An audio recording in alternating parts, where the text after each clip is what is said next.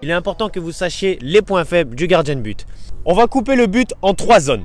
La première zone, c'est la zone en bas, à ras de terre, jusqu'ici. C'est une zone orange, donc c'est une zone assez compliquée pour les gardiens, surtout si vous êtes proche du gardien. Nous, quand on plonge, on fait une détente horizontale et donc si on va vers le sol, la distance entre les mains et le sol est beaucoup plus longue que dans la deuxième zone qui se trouve ici, donc à mi-hauteur, qui est une zone verte, donc beaucoup plus facile pour nous. C'est une zone que je vous déconseille de tirer parce que si vous tirez à cette hauteur-là, moi j'ai juste à faire ça et c'est beaucoup plus simple pour moi. Et ensuite vous avez la troisième zone. Et ensuite vous avez la troisième zone qui est la zone rouge. C'est vraiment impossible pour nous de l'avoir en lucarne, mais c'est surtout plus dur pour vous de la mettre ici. Premier constat, 57% des pénaltys sont tirés dans le tiers inférieur du but, 30% dans le tiers du milieu et 13% dans le tiers supérieur. Mais si l'on observe la zone où les joueurs ont le plus réussi à marquer, cet ordre s'inverse. Quand les joueurs tirent dans le tiers inférieur, il y a but dans 80% des cas, contre 87% dans le tiers du milieu et 100% dans le tiers le plus haut. We call this limit the diving envelope, which is about as far as a goalie can reach in a full-blooded dive. But this is really the limit of a fingertip save, and so strikers can place the ball close to the diving envelope or even a little inside with reasonable chances of success. We call the area outside of the diving envelope the unsavable zone. Our research shows that just over 80% of shots played into this area succeed.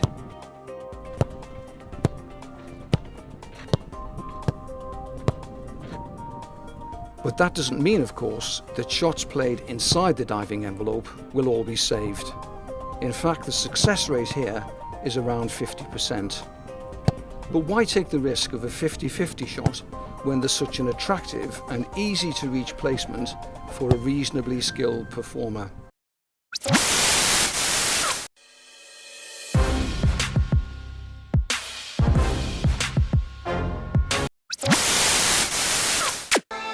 Statistically, when the taker bids his time for 2 or 3 seconds before he starts running, he scores with a probability of 78%.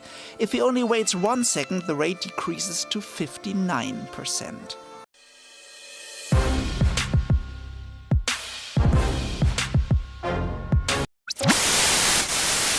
Ah, pour te dire, Harry Kane, il tire des pénaltys sans gardien, il s'entraîne tout seul.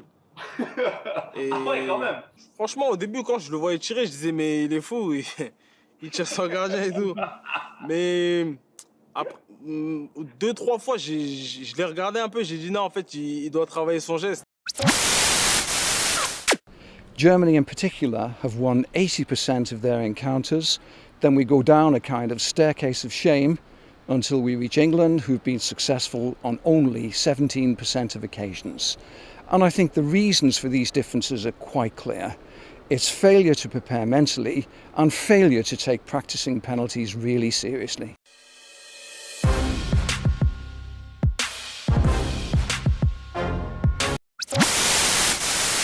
Et si l'attaquant ralentit sa course d'élan, c'est qu'il va chercher à regarder où vous allez plonger pour tirer de l'autre côté, comme le fait Neymar ou Hazard. Et dans ce cas-là, vous devez plonger au dernier moment en espérant que l'attaquant rate un petit peu son tir.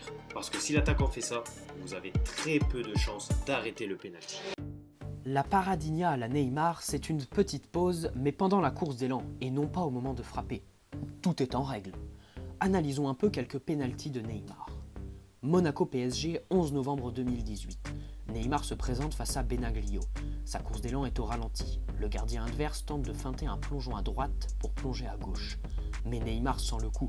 Si on regarde de plus près, cette feinte n'est pas très bien réussie. Le gardien reste sur ses appuis, son corps ne bascule pas et c'est de la crédibilité qui se perd aux yeux de Neymar qui ajuste parfaitement un tir à l'opposé parfait du gardien. Prenons un exemple plus récent, mais tout aussi similaire. Neymar se présente face à Benitez, le gardien niçois, pour l'égalisation samedi dernier. Ici, le gardien tente de déconcentrer Neymar par des mouvements sur sa ligne, faire tap-tap dans les mains et sautiller pour au final en arriver au même constat. Personne ne peut feinter Neymar. Encore une fois, le gardien tente de feinter un plongeon à gauche, mais la crédibilité n'est pas au rendez-vous. Le portier garde parfaitement ses appuis, son corps ne bascule pas et Neymar le sait. Tous les gardiens tentent cette technique de feinte peu crédible. Il n'a plus qu'à ajuster une frappe sur la gauche, techniquement parfaitement exécutée, et ça fait but.